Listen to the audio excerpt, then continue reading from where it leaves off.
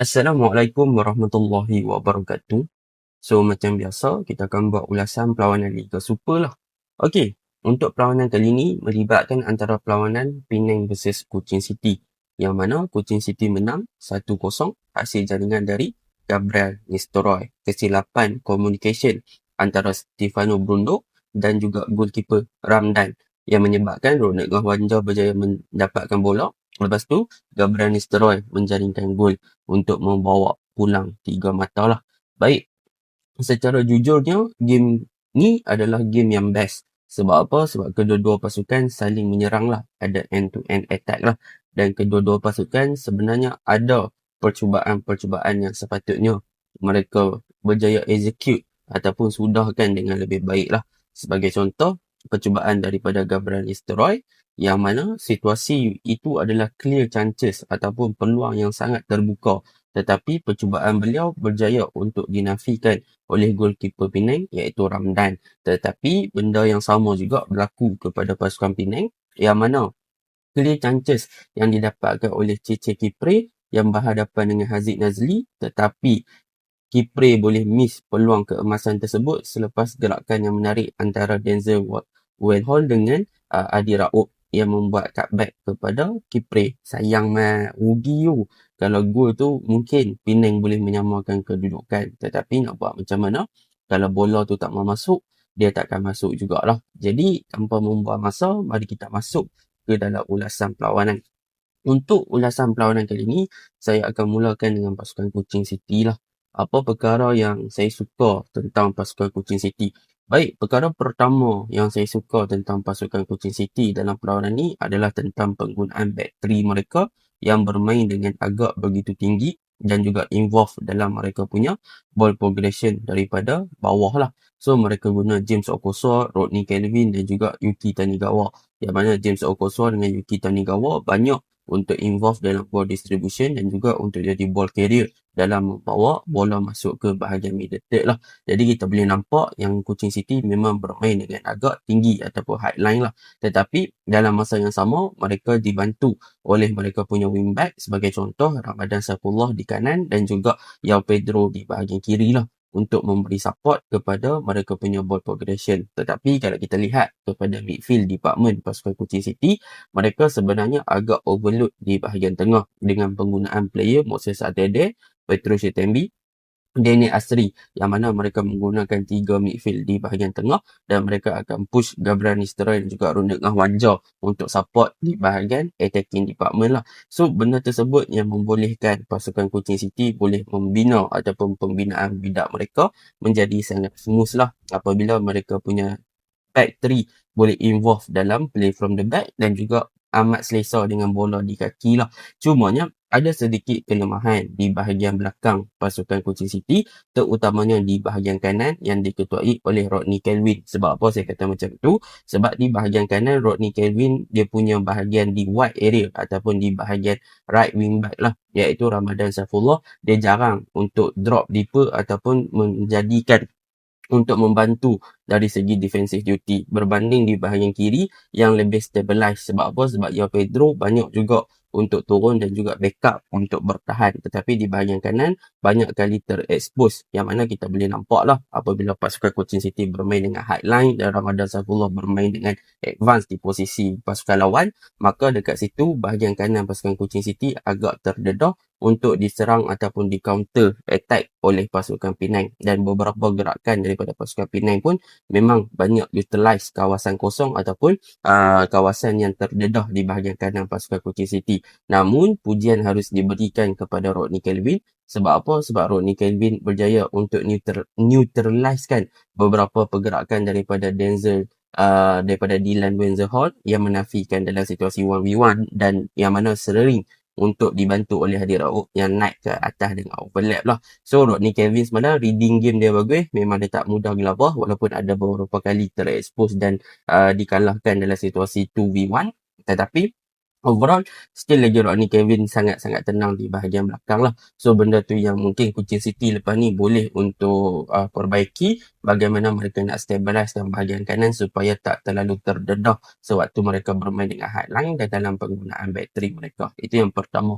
Yang kedua, kalau kita lihat di bahagian tengah, peranan daripada Petrus Chitembi untuk game ni memang sangat-sangat besar. Sebab apa? Sebab dia punya role ataupun peranan adalah lebih kepada playmaker untuk pasukan Cochin City. Dan semalam, dia adalah antara penggerak utama pasukan Cochin City di kawasan middle third, dan dialah yang menjadi link up play dan juga connector di bahagian tengah ke bahagian hadapan dengan passing-passing dia yang very efektif. So benda tu yang positif bila mana mereka ada seorang playmaker yang versatile dengan penggunaan kaki kiri, yang mana daripada segi coverage pun dia cover all the midfield area, sama ada di central, left half space ataupun right half space. Dia banyak bergerak untuk menjadikan connector dan juga menyambung lah ke bahagian hadapan, dan dia adalah seorang player yang ada vision dan juga orang kata apa, passing accurate dia memang sangat bagus. So dia ada kreativiti dekat situ bagaimana dia nak pecah belah kan bahagian pertahanan ataupun membuat passes-passes yang boleh contribute to dangerous threat ataupun ancaman yang berbahaya ke bahagian pihak lawan. Itu yang saya suka lah. Dan dia juga dibantu oleh Moses Atede yang banyak lebih kepada coverage untuk backup kepada back 3, tetapi dalam masa yang sama dia juga distribute dan menjadi focal point untuk pasukan Cochin City menggerakkan bola di kawasan tengah. Dan Danny Asri sebenarnya untuk game ni dia lebih kepada number 10. Selalunya dia bermain di bahagian belakang striker, tetapi Danny Asri antara one of the important role lah untuk pasukan Cochin City di bahagian forward ataupun attacking department. Sebab apa? Sebab Danny Asri ni dia sentiasa berada between the Gabran Nistroy dan juga Wanjak, dan semalam pun dia ada 2 percubaan yang hampir menjadikan gol lah, dan perkara tersebut membuatkan pasukan JDT boleh overload di bahagian tengah. Jadi mereka ada 2 striker, dan bila mana bola masuk dalam kotak penalti, mereka ada 2 striker yang boleh approach attack the ball. Macam semalam lah, tengok bagaimana pasukan Cochin City dapat bola. Ronald Ngah Manja nampak Brundo duduk kalang kabut, dia attack the ball, Nestor tunggu je bola muntah keluar, dia tapping masuk kan. So benda tu yang efektif bila ada 2 striker, yang seorang contribute to pressing dan lebih kepada create space, yang seorang lagi tunggu untuk tap ataupun menjadikan gol. Itu memang bagus lah. Dan untuk wingback mereka guna Ramadan. Ramadan punya penggunaan lebih kepada contribution more to attacking berbanding defensive duty lah.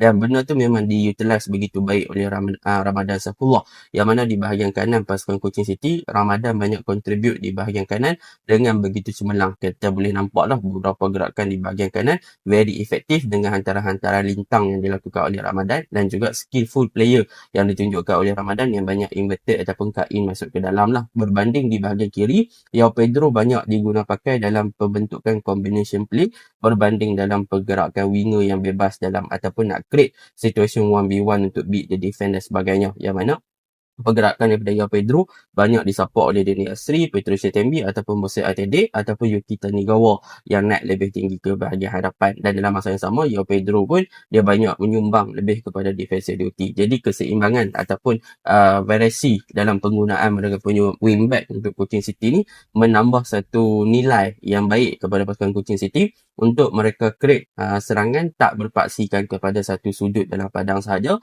tetapi mereka boleh conquer di bahagian tengah, kanan dan kiri untuk mereka utilize all the areas in the field dalam padang untuk menyerang pasukan lawan. Itu yang menyebabkan Cochin City ni antara tim yang berbahaya apabila berjumpa dengan pasukan lawan dari segi serangan balas ataupun dari segi build-up play yang mereka tampilkan. So memang superb lah Cochin City untuk season ni. Itu untuk Kuching. Untuk Penang, to be honest, untuk game ni mereka bermain dengan agak baik. In term of defensive, selain daripada kesilapan Brundo dengan Ramdan antara miscommunication tu, mereka avoid beberapa gerakan yang dilakukan oleh Cochin City in term of attacking. Mereka berjaya untuk patahkan, mereka bertahan dengan baik lah. Tetapi macam biasa, bola sepak ni agak kejam. Satu mistake menyebabkan anda dihukum dan tak diberikan sebarang mata. So mereka dihukum lah. Dan dalam masa yang sama, gerakan daripada pasukan Penang ni lebih kepada more to direct play, dan mereka hanya lebih memfokuskan untuk menyerang di bahagian kanan Cochin City ataupun bahagian kiri pasukan Penang lah, dengan penggunaan daripada Adib Raub yang naik ke atas dari segi overlap dan dibantu oleh Denzel Hall lah yang bermain di bahagian kiri. Dan mereka meletakkan focal point mereka lebih kepada Kipre untuk dijadikan sebagai target man. Sebab apa? Sebab Kipre ni dia ada physicality yang bagus, dia punya work rate pun bagus, dia boleh main supply the ball lah, dan apa gerakan yang dilakukan oleh pasukan Penang akan dibantu oleh OJ Potera lah. Tetapi sayang OJ Potera semalam dia banyak lebih kepada random punya positioning kalau tengok lah. Kadang-kadang dia duduk kat kiri, duduk kat tengah, which is dia tak ada the exact position yang menyebabkan boleh dikatakan in term of mereka punya corak serangan tu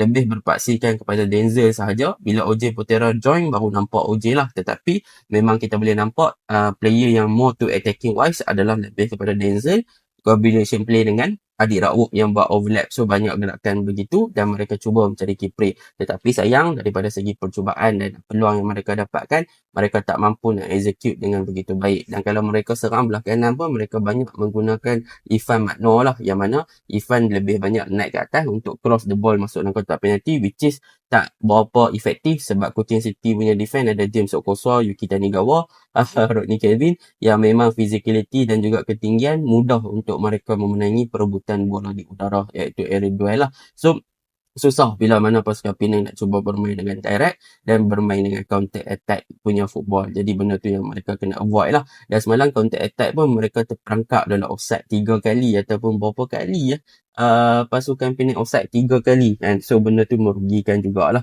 Walaupun mereka ada shot sebanyak 9, shot on target 4, tetapi mereka gagal untuk execute ke 4 shot on target itu ke dalam gawang pasukan Cochin City. Jadi mereka perlu perbaiki lagi untuk create the variation of attacking yang more effective dan mereka perlu untuk more to clinical untuk pastikan yang mereka boleh untuk membawa pulang 1 mata ataupun 3 mata lah.